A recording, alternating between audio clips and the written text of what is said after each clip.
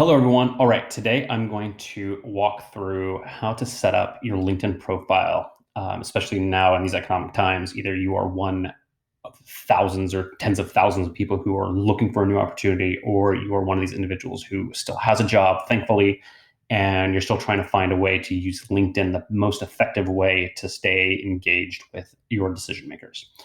So I'm going to talk about this in two different formats, but I'm going to lean very heavily into the side of how do you use LinkedIn and optimize your profile in a way that's going to help you find your next opportunity.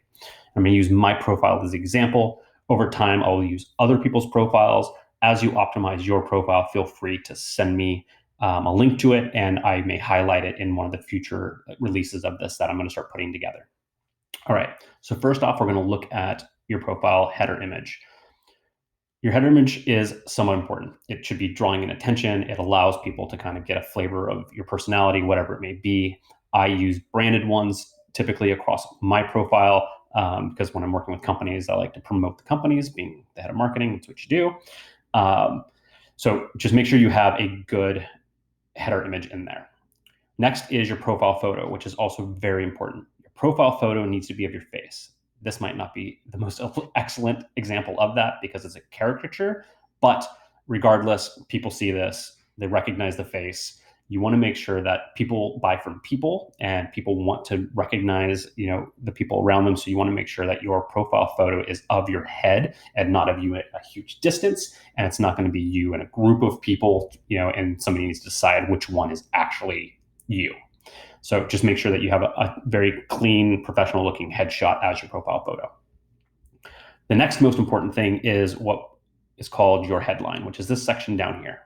So within your headline, what you want to do is make sure that it's as descriptive as possible. Most people leave this as their existing job title, which is kind of it's all right, but it's not the best use of this section of your profile. So I always update my profile depending on what role I'm in or what I'm doing in that phase of my life. Right now, as the head of marketing at Bets Recruiting, I'm helping people connect to new opportunities. So that's the title I have out there. And the reason why this is so important is when somebody runs a search inside of LinkedIn and they search for keywords, terms, whatever it may be, outside of looking for your name specifically, what they're going to find in a search result is a photo, your name, and then this section. So these three things need to be really dialed in. So you need to have a clean photo. Obviously, your name is your name, and then you want to have something in here. Now, if you are looking for a new job, if you're one of these people who's looking for a new opportunity, I am not against, and I think it's actually okay for you to put into your headline looking for new opportunities. Again, you just want to find ways to make your profile stand out a little bit more than the person sitting next to you. All right, moving down the profile. Your about section is also very important, mainly because it's where you first get the opportunity for somebody to look at your profile and explain who you are, what you're trying to do, and the impact you've had around you. So in your about section, talk about a little bit about who you are, talk about what you like doing and what you're trying to do next, right? This is the section where you can put that. I also have in specialties, again, this is more as a new opportunity or another opportunity to get caught in some of the SEO value within LinkedIn. So when somebody searches for lead generation marketers or something along those lines, I want to make sure that my name gets populated within those search results. So I just have these listed as keywords, but they're specialties that I focus into.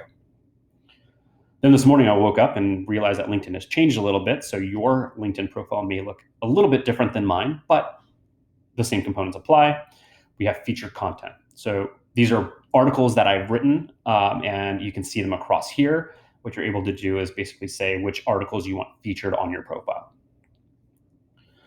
Outside of any articles you write, you have your activity feed. Now, your activity feed is really how you're engaging and how you're being engaged by your audience. So you should always have a mix of things that you're sharing, as well as things that you're commenting on, things that you're giving thumbs up to, whatever it may be, other engagement points. You want to find a healthy mix. You want to share content. You want to find ways to continue to add value into your network by reading interesting things or saying interesting things that go off to your network, as well as engaging with the people in your network already so that your name pops up into their feeds as well. Now, if you're not already a fan of Buffer, I'm a huge fan of Buffer. you should learn how to use that. I'll have another video that kind of explains what that is shortly. But basically what it'll do is it'll allow you to find a bunch of content online, put it in a buffer, and it drips out through your LinkedIn feed over time, so that you don't have to spend as much attention on publishing stuff. Buffer takes care of all of that, so you can focus on the more important tasks. All right, moving down, your experience. Now, this is really important. Now, regardless if you are currently employed or if you're looking for your next job, this experience section needs to be hiring manager focused or client focused. Now, as a hiring manager, I wouldn't want to look at somebody's profile and necessarily see all of the awards and accolades they've gotten. Now, is it important for me to see that? Yes, but I'll get that from your resume. When I'm looking at somebody's LinkedIn profile, what I want to see on their experience is, one, for the career path they've gone on to make sure that they're moving along in their career, but more specifically to the individual experience itself. What kind of company was it? What did they do? What did they enjoy doing? The impact they had across their industry or against the company they were in, not necessarily always financial, but it's more of an illustration of what you like doing and what you did for the company, for their customers, more specifically. Again, you want to make your profile as much of a resource and customer facing as possible. Then you want to add in rich media. And for some reason, I don't know why this is populating here. Let me refresh my screen really quick. But the rich media within your job profile, job experience is also important because it also is what allows you to turn your profile into a resource.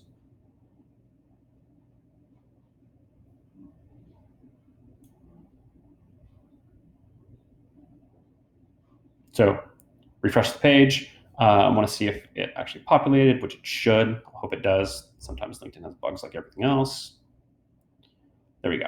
So I have a couple case studies. I have a video about the launch of our Bets Connect platform, which again, if you haven't signed up for Connect yet, especially if you're looking for a job, this is something that you need to be in. Obviously, I'm talking about your LinkedIn profile, which is extremely important, but we have lots of clients that are still looking to hire SDRs, AE, strategic roles, and they're using these Connect profiles to find the right people. So sign up for Connect if you haven't already. Small plug. Anyway, back to your profile. Now, you don't necessarily want to put in all of the awards you've won, okay? Talk about the experience that you've had, the business impact you've had, the customers you've helped, things along those lines, because that's what speaks to a decision maker, a hiring manager, whatever it may be. Show your passion through this section. And then upload some resources so that if people are interested in knowing more, they can always click on something. Down, have all your job history. Education, this is also important. Make sure that this is up to date. Any licenses or certifications, obviously, if you've been using LinkedIn Learning or other certification programs, you want to make sure that that gets put in here. Sales training, all that stuff. You want to make sure that your profile is set up in a way that when somebody looks at it, they can say, oh my gosh, he's done this, they've done this, they've got these awards, they have these certifications. You want to make yourself appear to be the greatest candidate a hiring manager can look for. And then obviously your endorsements and skills. If you haven't already, start talking with your past clients, talking with your past coworkers, and get your recommendations kind of bubbling up. You want to make sure that when somebody looks at your profile, they also see the third-party validation about how great you were to work with. Now, specifically for the individuals who are looking for new opportunities, go to your settings page. I've already have the tab open on my side, and go to job seeking preferences. You want to make sure that recruiters know you're open for new opportunities. Go in here and change this. It sets a flag on your profile that only recruiters can see that say that this person is looking for new opportunities. So outside of what you already have on your profile, there'll also be this little indicator on your profile that recruiters will see that you're open to new opportunities. Use this. It's very important. Then signal that you're interested job recruiters for jobs you're following, or jobs you apply for at companies you're following. Lots of recruiters at companies will actually separate all of the inbound queue of applicants to see who is already following their company. They're much more interested in talking to candidates or people who want to interview for a role that have been following their company and are already aware of what their business does. So if you're going to apply for a job there, follow the company, start learning about their business so that if the interview comes up, you'll have a baseline understanding of what they do and how you can help. All right. So that's video number one. I'm going to create a whole bunch of these going into a lot more detail across the board for these. But if you have any questions, leave me a comment down below and I will address it. And look forward to the next video. Talk to you soon, guys.